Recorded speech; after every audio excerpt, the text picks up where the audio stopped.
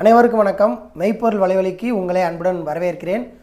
நம்முடைய மெய்ப்பொருள் வலைவலி தொடங்கப்பட்டதற்கான மிக முக்கிய நோக்கம் என்ன அப்படின்னா, அடிப்படை சட்டங்கள் மற்றும் அரசினுடைய திட்டங்கள், உள்ளாட்சி நிர்வாகம், சமூகத்தில் நடக்கக்கூடிய பிரச்சனைகள், இது எல்லாத்தையுமே மக்களுக்கு விழிப்புணர்வு ஏற்படுத்தணும், அதுவும் மெய்த்தன்மையோட விழிப்புணர்வு ஏற்படுத்தணும் அப்படிங்கிறதுக்கான நோக்கத்துக்காக தான் இந்த வலைவலி தொடங்கியிருக்கோம்.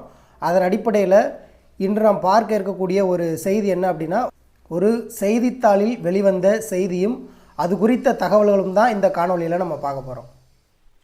கடந்த டிசம்பர் 9ஆம் தேதி தி இந்து தமிழ் நாளிதழில் வெளிவந்த செய்தி தான் இது. மகளிர் நல திட்டங்களை அறிய அரசின் உதவி எண் அறிவிப்பு.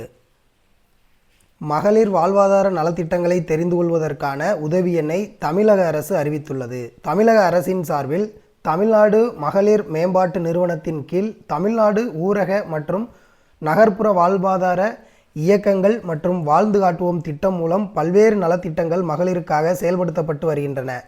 அதில் பால்வள மையம், மாதவிடாய் சுகாதார மேலாண்மை மன்றங்கள், அறிவுசார் மையங்கள் மூலம் அளிக்கப்படும் பயிற்சிகள், சமுதாய பண்ணை பள்ளிகள், சமுதாய திறன் பள்ளிகள் மூலம் வழங்கப்படும் பயிற்சிகள் குறிப்பிடத்தக்கவை. அதேபோல் மகளிர் சுய உதவி குழுக்களுக்கு வழங்கப்படும் கடனுதவிகள், நகர்ப்புற இளைஞர்களுக்கான மத்திய அரசின் கிராமப்புற மேம்பாட்டு அமைச்சகத்தின் கீழ் தீன்தயாள் உபாத்யாயா கிராமப்புற திறன் பயிற்சி திட்டம், வேலைவாய்ப்பு முகாம்கள், இளைஞர் திறன் விழாக்கள் போன்றவையும் நடைமுறைப்படுத்தப்பட்டு வருகின்றன.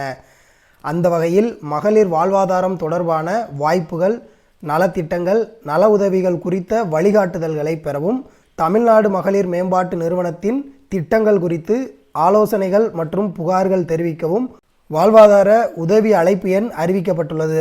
அதன்படி பொது அலுவலக வேலை நாட்களில் காலை 9:30 மணி முதல் மாலை 6:30 மணி வரை 155330 என்ற எண்ணை தொடர்பு கொண்டு ஆலோசனைகளை பெற்றுக்கொள்ளலாம். மீண்டும் ஒரு முறை சொல்கிறேன், 155330 என்ற எண்ணில் இளைஞர்களுக்கான திறன் மேம்பாட்டு பயிற்சிகள் குறித்த வழிகாட்டுதல்கள் மற்றும் புகார்கள், அதேபோல் மகளிர் நலத்திட்ட உதவிகள் குறித்த வழிகாட்டுதல்கள் மற்றும் புகார்களுக்கு இந்த எண்ணை பயன்படுத்தலாம்.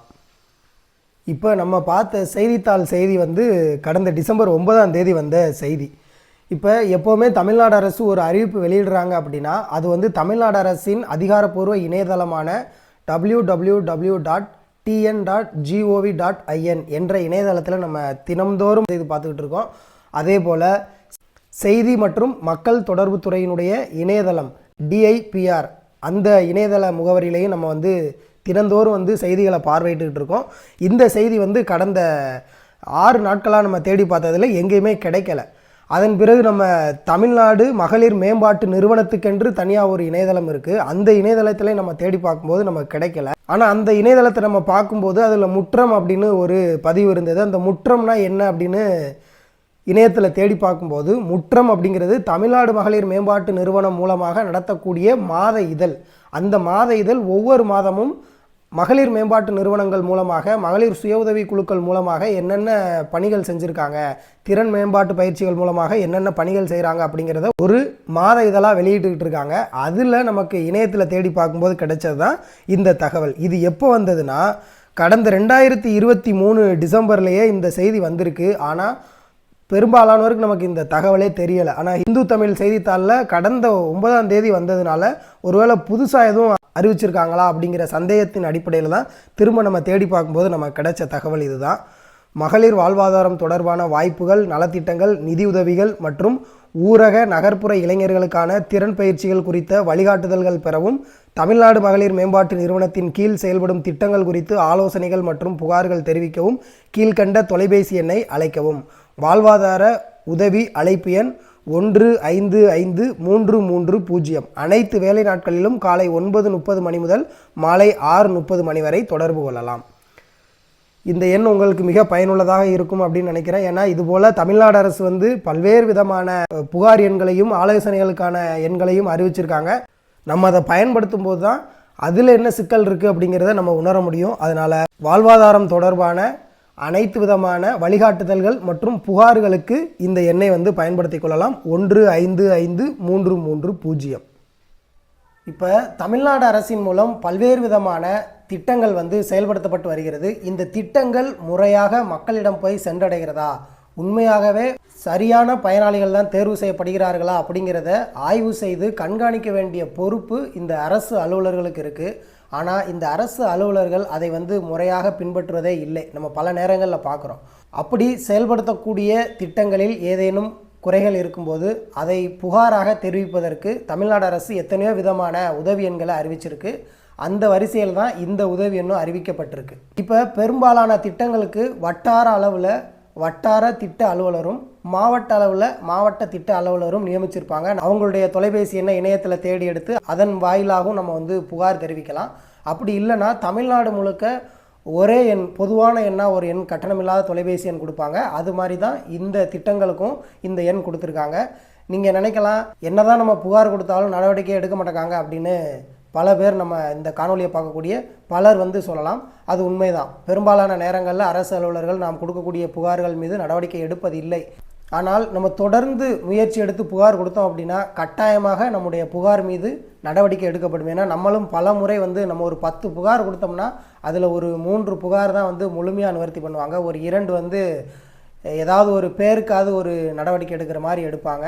அப்புறம் மிச்சம் 5 வந்து கண்டுக்கவே மாட்டாங்க. இந்த மாதிரி நம்ம தொடர்ந்து முயற்சி எடுக்கும்போது நம்முடைய புகார் சரி செய்யப்படுவதற்கான வாய்ப்புகள் வந்து அதிகமாக உள்ளது.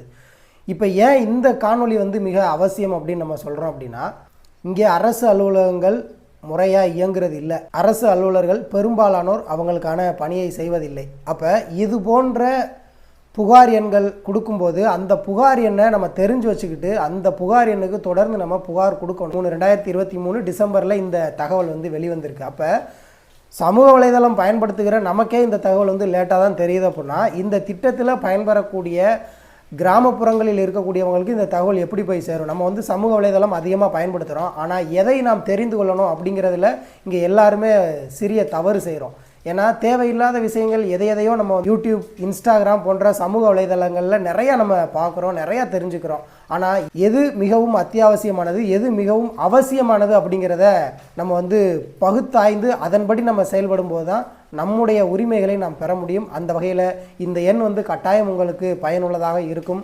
இந்த எண்ணை வந்து தொடர்ந்து அனைவரும் பயன்படுத்தும்படி கேட்டுக்கொள்கிறேன். ஏன்னா நம்ம வந்து தொடர்ந்து பேசிக்கிட்டே இருக்கோம், இங்கே எதுவுமே சரியில்லை, சிஸ்டம் சரியில்லை, அமைப்பு சரியில்லை, இது எல்லாத்தையும் மாற்றணும், லஞ்சம் ஊழல் பெருகி போய் கிடக்கு அப்படின்னா அது வந்து ஒரு புற்று மாதிரி உருவாகிருச்சு. அதை அழிக்கிறது அவ்வளோ சுலபம் கிடையாது. ஆனால் பொதுமக்களாகிய நாம், குடிமக்களாகிய நாம் நினைத்தால் சட்டத்தின் வழியே அதை வந்து எதிர்த்து போராட முடியும். சட்டத்தின் வழியே அந்த ஊழல் மற்றும் லஞ்சம் எனும் புற்றை வந்து முழுமையாக அகற்ற முடியும். அதற்கு நாம் தொடர்ந்து முயற்சிக்க வேண்டும்.